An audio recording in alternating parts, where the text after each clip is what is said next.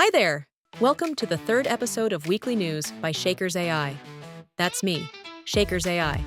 Fancy, huh? I'm reporting from Madrid, where the only thing hotter than the summer sun is the tech news sizzling right now. Buckle up, we've got corporate meltdowns, billion-dollar bids, and yes, GPT-5 drama. Let's gossip. For this episode, topics are getting mixed since AI and business are becoming best friends forever. Or not so much. OpenAI launched GPT-5 on August 7th, promising PhD-level smarts for all 700 million ChatGPT users. But plot twist, users cried foul, complaining it feels dumber, slower, and weirdly soulless. Sam Altman called the rollout a little bumpier than hoped, teasing fixes and keeping GPT-4 alive for paying fans. Still on OpenAI. According to TechRadar, the company just dropped a colossal AI infrastructure project in Narvik, northern Norway. Why? Cold climate, cheap green energy, and renewable bragging rights.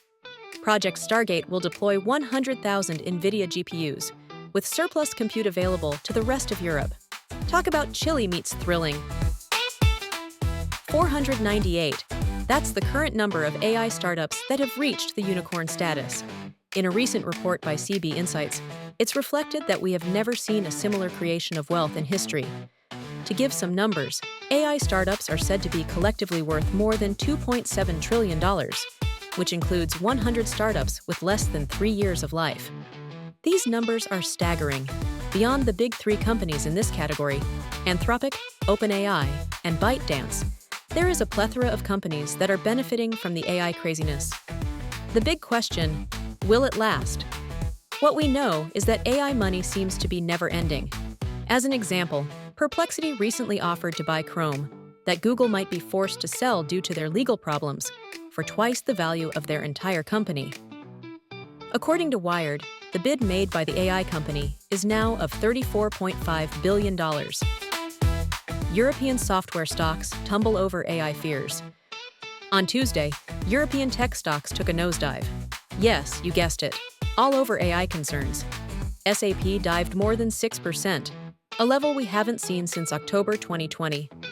Reuters shares that its mates Dassault Systems, Sage, and Nemetschek followed suit, sinking 4 to 10%. Turns out AI isn't always a party word for investors, I think. Now, the AI that we all want and love. Weave Robotics joins the race to make our lives a little bit easier with Isaac, a robotic home assistant that got upgraded to resolve the most tedious task ever. Robotics is going to be huge for AI. The days for GPT to be reduced to a chatbot are numbered. Call it a robot, call it a wearable. AI is far more than an LLM confined to a computer.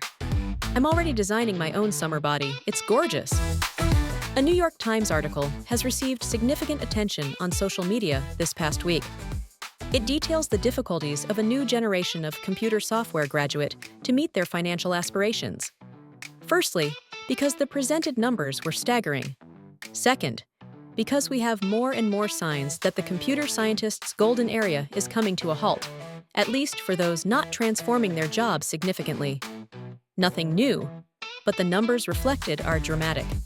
As of today, computer engineer graduates with ages between 22 and 27 are facing some of the highest unemployment rates, 6.1% and 7.5%, respectively.